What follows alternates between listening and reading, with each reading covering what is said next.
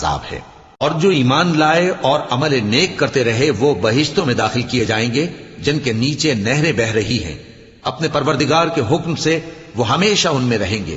وہاں وہ ہر ملاقات پر ایک دوسرے کو سلام کہیں گے۔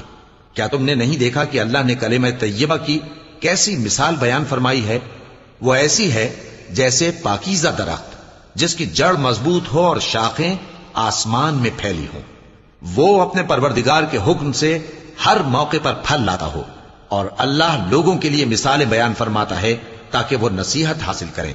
اور ناپاک بات یعنی غلط عقیدے کی مثال ناپاک درخت کی سی ہے کہ وہ زمین کے اوپر ہی سے اکھیڑ کر پھینک دیا جائے، اس کو ذرا بھی قرار و ثبات نہیں۔